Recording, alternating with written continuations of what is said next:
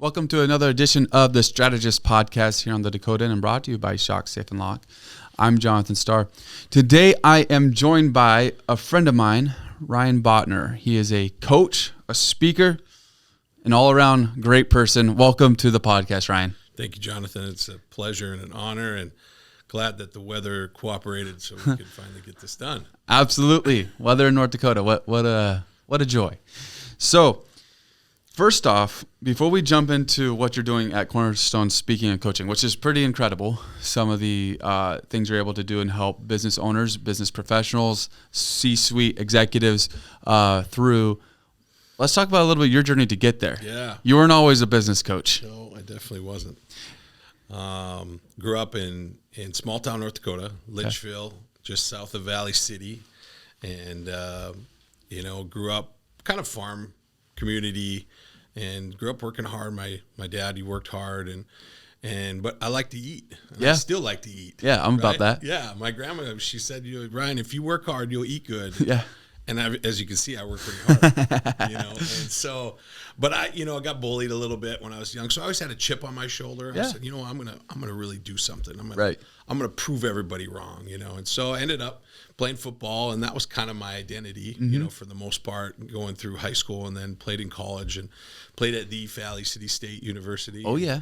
And Valley City State is known for its teachers, okay, right? Education, and so that's what I did there. I just got my teaching. I thought I was going to be a teacher coach. Well, in 2005, when I graduated, I got a job offer in Jamestown for, I think it was like $18,500. Oh, that's a ton, right? And I'm like, this isn't going to work. Right, yeah. Some student loans, I had some things, and I said, this isn't really the life I was thinking. It was going to be glamorous. I don't know what I was thinking, but exactly. But I did my student teaching too, and honestly, I would come into the student lounge or the teacher lounge, and they would just be. It was kind of miserable. Right. They weren't excited about anything. There was no enthusiasm. There was just like. They're complaining about the students. They're complaining about each other. It was just a lot of complaining. And so I said, I don't know if I want to do this. So my uncle at the time, who was my mentor, he said, Ryan, he's like, hey, this is 2005, right? So 01 had just, the stock market crashed and all the 401ks were getting taken away and pension plans. Everybody was tightening the belt, right? Yeah. And so he had a financial advisor come in and speak to his consulting company that he was with. Yep. And he said, Ryan, he's like, I think you do this. He's like, that guy had a nice suit. He talked well, just like you. Yeah. And so I was like, okay, well, I'm going to look into it. And so as I started to look into it more, I went through, applied with Edward Jones and all the local companies, went and talked to everybody. Well, I didn't have any sales experience, so nobody really wanted to hire me. But Northwestern Mutual, all Minot people probably noticed this, and big, they got a pretty good presence around here. They hired me out of college. And so I started the first 6 months, I just fell in love with the financial services, life insurance business. And if I work this hard and I control my business, I can make as much as I want, and build my own business. I don't need to put any money into it. So the first 6 months, I hit the ground running. And I probably made, Jonathan, about $35,000 in 6 months. Okay, so that's going from $18,500 for a year to double that in 6 months. I'm like, I made the best decision that I could have ever made. Look at me, And so I went to Vail a couple times. And then I broke up with my girlfriend. Then I really had a chip on my shoulder. But that whole next year, I actually hit what's called PGAS. Okay. Post-goal attainment syndrome. Uh-oh. And so I hit all my goals in 6 months, and then I kind of just took my foot off the gas. Yeah. And so I did something that I'd never done in 22 years of my life. Okay. I read a book. You read a book? About time. Got through college. Yeah. You're going to be a teacher. Finally reads a book. Cover to cover. First book I ever read. The book was called Relentless. Okay. And so it's by Tim Grover. He writes about Michael Jordan and Kobe Bryant and Dwayne Wade in their relentless pursuit. They weren't the most talented individuals, but they were tenacious. They were relentless. Right. And so I read that and I was like, I just started to adopt, adapt, and apply it to my life. And I heard, some wise people in my life say, Ryan, you could read 100 books and not do anything, or I could read one book and really apply everything. And I did. You did that. And then I read another book called Marketing to the Affluent. Okay. Because growing up in Litchville, North Dakota, I didn't have any country clubs. Didn't have any big, nice car dealerships, high-end restaurants. I didn't know what affluent people did. We had affluent farmers, but they still went and had coffee every noon. So I didn't understand what affluent people did. So as I started to immerse myself in that, then I just started to really ask around throughout the country, go to conferences and see what other people are niching in, right? The riches are in the niches. Well, didn't have many business owners in Fargo that there was business owners, but I didn't have enough gray hair. I don't have much hair now, but I didn't have gray hair then. And so I was a young kid. Nobody's going to listen to me. Right. And so I said, business owners can't be my niche. There wasn't a lot of attorneys, especially we didn't have the high rises like Minneapolis or Chicago where you could just literally cold call attorneys all day and sell them life insurance. Yeah. And so, but we did have the medical community. Yes. And so I said, this is it. And so I just learned everything I could about being a doctor. Okay. And so what they had to go through residency, fellowship. I learned as much as I could about being a doctor without being able to be a doctor. And so I literally would go into the physician lounge and I'd rip off their call sheet. Okay. I'd just walk in with my nice suit and I'd just act like I was a doctor and I'd rip off the call sheet and now I'd just be calling them all. Wow. Some of them were like, how'd you get this number? I'm like, don't worry about it, man. Yeah. You want to buy some disability insurance? Right. And so, but I had some great success with that. And then I really started to, surround myself with some of the top people in the country that were working with physicians. Right. And so then that next year I probably made $100,000, but then it went 200, 300, 400. Before I was 30, I was a millionaire. That's incredible.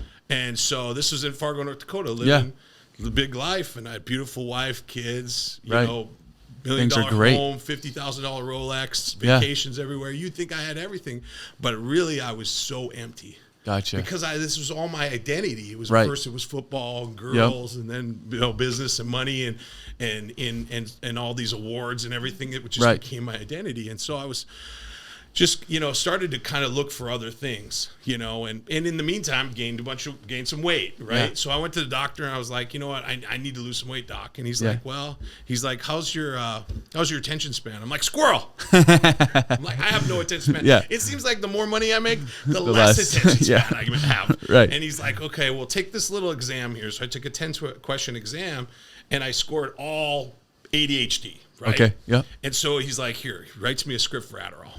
And I had never done a drug like Adderall. I smoked some weed and drank, but I never done a drug like Adderall. So you went there to lose weight, and you got prescribed that you're ADHD. Yes. And how are those two tied together? He's like, well, this will help you lose some weight. And now this was a doctor at the time that he took Adderall. So that's what he believed in. And then he also was like, come back in a week and I'll give you the T-shot, which is really steroids. It's legal steroids. So I go in every week, they shoot it right in my butt. Wow. And I get steroids. Well, guess what? In 6 months, I'm feeling great. Yeah. I lost some weight. I'm on meth and steroids.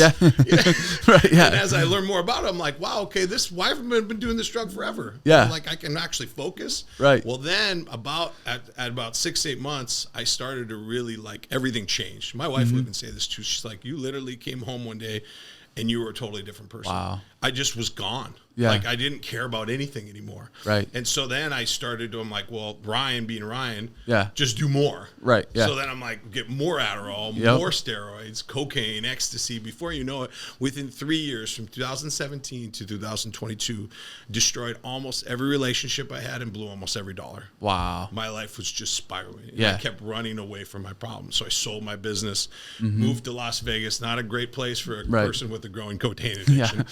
And so I was actually in Las Vegas in 2020 and COVID hit. Yeah. And I'm like, I think I can get out of this. Yeah. Like there's something I can change here. Like everybody else is going through stuff. I'm like, maybe I can come out of this. And I really, did a lot of damage with people. Right. Right. And so, I kept on saying, I'm going to change the world. Okay. But little did I know, God was saying, I'm going to change you. Yeah. And so I had a house party at my house. I'll never forget it. $1 million home, and I OD'd on a drug. Wow. And I literally turned blue and died beside my pool. And this big black man named Bill, who was at my party, I didn't even know who he was. Yeah. He was there, called the ambulance, did CPR on me. He was only the biggest guy there to do CPR on me. And helped save my life. Incredible. So I'm in a coma. I come back and I said, who's Bill? Yeah. And they're telling me the story. I'm like, I don't even know who Bill is. This guy's in my house. Yeah, I don't know. I don't even know who he is. And, the scripture says sometimes we have angels unaware, right? Yeah. And so Bill was definitely an angel in my life. So I called Bill back over to my house. Yeah. And we're talking, and I'm still not my rock bottom. I'm still drinking. I'm still doing drugs. But we're talking about prison. Okay? Because I'd gotten arrested a couple times. I actually had 4 felony charges hanging over me. Wow. And so I'm asking him, growing up in North Dakota, I just grew up racist. I'm like, you're black, you've been to prison. This is what the guy that said, I said this to the guy that literally helped save your life. Yeah, right. And he said, with all the respect, Ryan, I really haven't been to prison. I did go to jail over a weekend. He said, but what he said is, all I did when I was in jail was read the Bible. Wow. And all he had to do was say the word Bible. And it cut through me, just like the book of Acts. I was pierced in my heart. Right. And I said, that's it. I need God. Yeah. And I went straight to a church, which Randall Cunningham, the quarterback for the Vikings, he's a pastor in Las Vegas. In Vegas, wow. And so his security guard was actually my personal trainer for 3 years while I lived there. And he would always be saying, Randall's church, planting these seeds. And I'm like, I'm not going to church. Right. And so I show up at church, and I brought my girlfriend and my druggy friends. We all went to church on Sunday after I'd OD'd and really died. And I'm in church, and at the end of church service, like, I just start bawling and weeping. And I didn't know it was God moving on me. I really didn't. So I come home, and literally my wife's pink Bible sitting on the counter as I walk in. Wow. And that night I open it, and I start reading Proverbs, and I literally slammed the door on my girlfriend's face. I gave her tons of drugs we had. Yeah. And I said, I choose Jesus. Right. And that was 3 years ago, almost today. Almost today. Incredible. Yeah. What a story. What a way to start the podcast. 0 to 100, just like that. Right. Yeah. So that was the background. That was where you hit rock bottom, but obviously things began to change for you. Yes. And so you were able to eventually start Cornerstone Speaking and Coaching. Yes. So tell us a little bit where the idea to get into coaching came from. Well, I tell people all this all the time. Nothing happens to you. It all happens for you. All right. To get where you're at today. Yeah. Like, everything, if I wouldn't have gave my life to God, I would have never let you, Jonathan. Right. Absolutely. I would be here right now having this podcast. And so, I didn't know what to do, so I literally came back, and I still had some money, and I went to soup cafes, and I just work. And literally, there's a quote by Gandhi. He says, if you want to find yourself in life, lose yourself in the service of others. Okay. And I just served. Yeah. I said, you know what? I'm going to get away from, I'm just going to serve people. And I started to see others in their sickness and get the attention off of myself for once. Right. And what that did is it was just a great paradigm shift for me. Like, wow, I need to be a servant. This makes me feel good. Right. And so, then eventually I'm like, got to get a job. I got to figure this out. Right. So I did a few things. I worked first at Dickie's Barbecue for $9 an hour. So that's less than 3 years ago. Right. Wow. That's crazy. And I remember going to work every day. And I'm like, okay, Lord, this is where you want me. This is where you got me. And guess what? A lot of the people there, they were touched. Yeah. Because they're like, what are you doing here? How are you working so hard? And you just, and I was like, this is where God's got me. Yep. Right. And so wherever you're planted, bloom. Right. And so because I did that, God kept moving me on the next thing. I went to be a FedEx driver a little bit. I did that for a little bit. Then I went to go work for the state as a care coordinator, peer support specialist, which now we have a nonprofit that does that. So God was kind of, he's preparing all these things. I'm a director of a nonprofit that does what I was doing then. Yeah. And so, but then I got fired from that job. Oh no. Right. Yeah. And so they said I was marketing, technicality, whatever it was, but it was God moving me on. But I didn't understand it at the time. I was like, I thought this is where I should be. I thought this is the will of God. And then next week, my wife is a part of the ambulance, volunteer ambulance, and they have their annual meeting in January every year for the first responders. And so they had a motivational speaker. And my wife's like, you should come. And I'm like, I don't want to go. I just got fired. Like I didn't want to go. And I didn't think they were going to have a motivational speaker. I show up and this guy's speaking right to me. Wow. And I'm like, Lord, I've been praying. What am I going to do? And here I am. And so I went through and did some John Maxwell certifications, which really just means I paid some money and I got a certification. I didn't know what to do with yet. Right. So I needed a coach. Yeah. Right. Right. And so God brought me this coach in my life, and his name's Robert Prentice, and his name online is Mr. Attitude, and so that I needed an attitude adjustment in my life at that time, and we all do every day, right? Yeah. And so hired him as a coach, and he brought me in, did about 10 coaching sessions. He said, "Okay, Ryan, now you're going to go out and you're going to cold call." And I was like, okay. I've cold called like phone. Yeah. For life insurance business. I did a lot of cold, but I never did the walk-in. Okay. In person. So it was I needed to add it to my repertoire, I guess. But yeah. And so I would just walk into car dealerships and real estate firms because they all have their weekly sales team meetings, right? Right. Yep. And I said, hey, I'm a professional speaker. I'd like to come and speak. I'll do it for free. Just let me come share my story and awake the sleeping giant in your team. And they're like, sure. Yeah, let's do it. And so I just did that. And then all of a sudden, people started hiring me here and there to do consulting and coaching. And you know, had a $1 dealership at the end of the year. They called me in. They said, we want to bring you on for, 12 months. We're going to do a lot of, overhauling from our leadership team, and we want you to be the face of that. And so that's been a blessing. That's been this whole year. Yeah. And kind of my launching point to that. Yep. So we did a couple one public seminar that was based around personal development. You and I are doing the one now. Maximize ND. That's right. Yes. Coming to Mandan. Yeah. So I'm so thankful I've been able to embrace a life of growth. Yeah. And absolutely. that's what this is about. Right. My core values are commitment, consistency, and curiosity to grow. 3 C's. Yeah. And so that curiosity to grow is like, hey, I want to keep searching, studying, and seeking that next thing and not ever feel like I've arrived. That was part of my mistake in my previous life. Right. Is I believed my own marketing. Yeah. That's hard. Everybody told me how great I was, and I believed how great Ryan was. Yep. That's and so difficult. Now I give all glory to God. That's a spot that a lot of successful people have to be concerned about, because you see people in the press conference in front of the camera somewhere saying, well, I just got to a point where I just believed it couldn't happen to me. And it can happen to anybody. Right. We're all humans. We're all playing the same game here. So you started Cornerstone speaking and coaching, and one thing we like to do on the Strategist podcast is kind of talk a little bit business strategy, things that people can do to better in their business, to grow, to scale, whatever it might be. And so one of the focuses that you have, and I think you've worked with car dealerships and many other businesses with this on, is building cultures that people fight to want to be a part of. And this is really important in the current day that we live in, where it's hard to fill out your staff, let alone have people that actually want to be on your staff. Yes. So what are some of the principles that businesses can do to help kind of form a culture that people want to actually be a part of? Well, the big problem right now is everybody will say, I can't find any good help. Right. That's everybody. You hear that a lot. Right. Where that's the question behind the question. Okay. Right.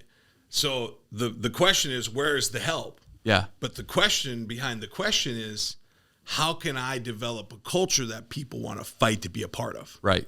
That's big. And that goes all the way to the top, because leadership is literally everything rises and falls on it. Yeah. Right. And all leadership is influence. So if you have an influential business that you've been intentional about creating, but it starts with the top. Yeah. If the CEO and the CFO, if they are not involved, if they're not connecting with their people, if they're not being vulnerable about, just the times they're going through and just being transparent, you're naturally going to have a separation. I read a book one time where, they had such a hard time with departments communicating with each other. Yeah. And so what he did literally is he moved to a building that had no walls. Okay. One big open room. One big open room. Yeah. And he said it was amazing what happened, because now everybody started to communicate. And then he said he would run his team meetings. He'd actually put everybody in a hallway, up and down for whatever reason, and that's how he would do his weekly team meetings. Yeah. And but obviously you can't do that in every situation. But that is the thing. How do we knock down these walls? And so a lot of things that I do is I love the DISC personality. Okay. Right? I've heard about this. A lot of times, we'll come in and talk about that. But if I can get the leadership to understand that, hey, we're all different, but we're predictably different. Okay. Right? So the DISC is DISC, right? D is for dominant, decisive, direct. Most CEOs, most COOs are very D. They're high D. And it's not a good or bad thing. Yeah. And so then there's the I's. That's me. I love people. I love being around people. I'm influential. I'm interactive, right? Okay. Interesting. Yeah. And so that's the I's. The S's are more stable, steady, secure. That's 70% of the population is an S. Wow. And so if I know each person what they are, the last one's a C. That'd be your accountants, your actuaries, your attorneys, because they're C, conscientious, compliant, cautious. Okay. Okay, but 4. There's always been 4. There's always going to be 4. Okay. And so if you can understand that, now I can coach this next person. I can hire this next person, know what makes them tick. Yeah. You know? So you have these CEOs, these dominant people, decisive people used to making decisions, and most likely we're talking North Dakota, so we don't have the Bank of America headquarters in North Dakota, right? We got a lot of small businesses that have grown. They're maybe mid-sized businesses now. They may have 40, 50 employees, whatever, but in the realm of the United States, it'd still be considered a small business. Yeah. So you have these people that have grown these companies from the ground up. Right. They put their blood, sweat, and tears into this company. They were the sales, they were the marketing, they were the accountant, they were everything. Right, they were everything. That's where it started out, and it was that D personality that got them there. But then suddenly they get to this place where now they do have a team of 20 people.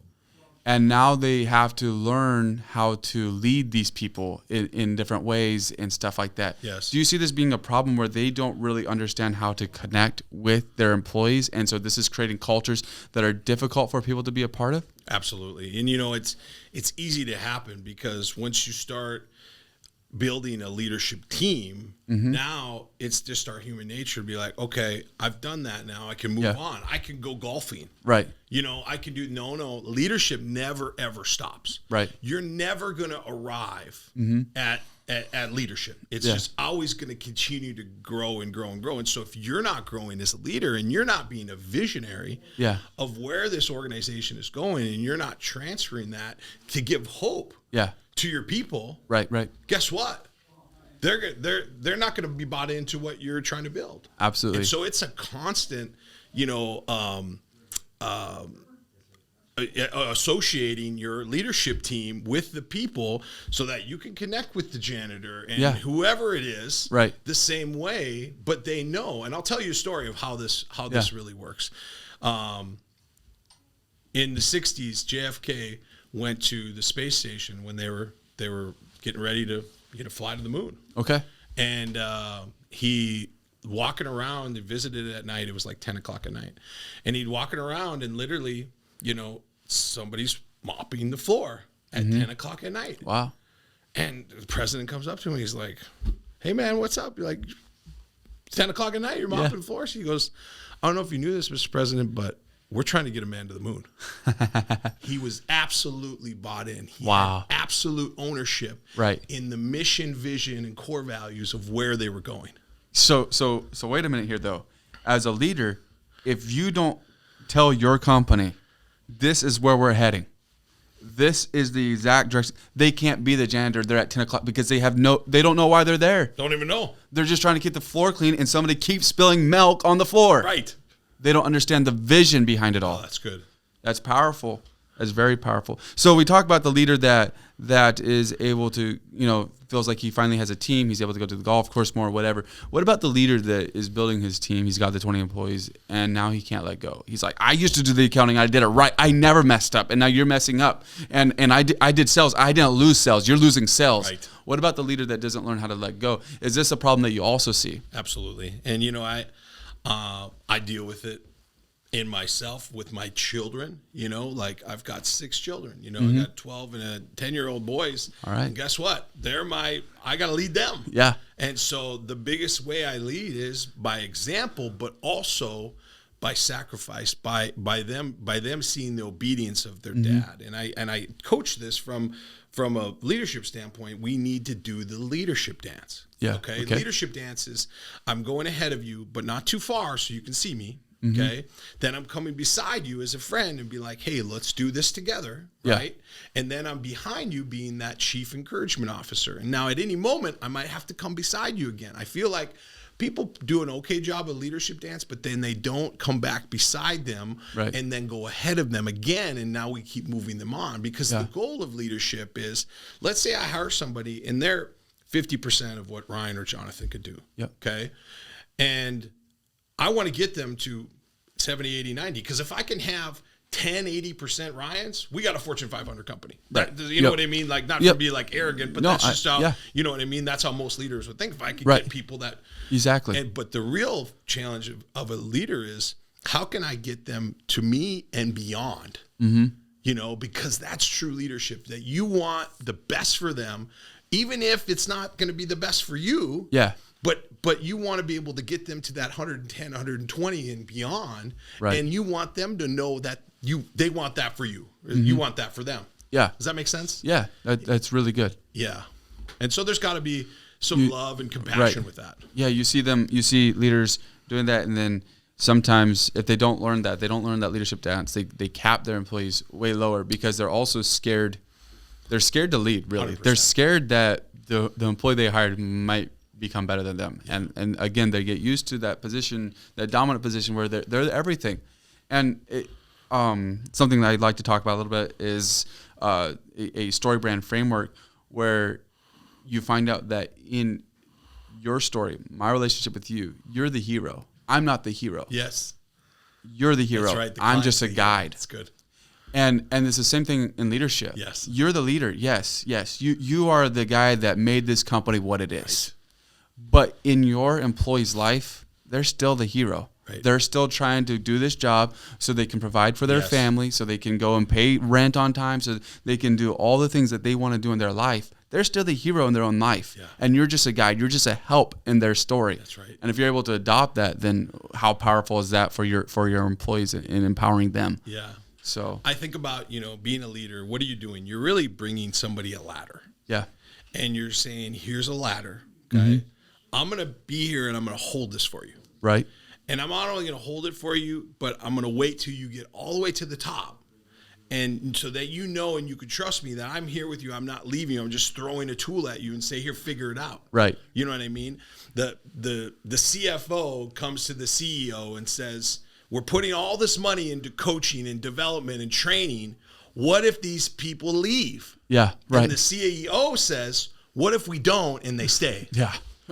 And that's what a conversation that is. That means that you have a company that's not developed, that doesn't know what they're doing, all because you're scared of investing in your employees. But that's the thing. You don't own your employees.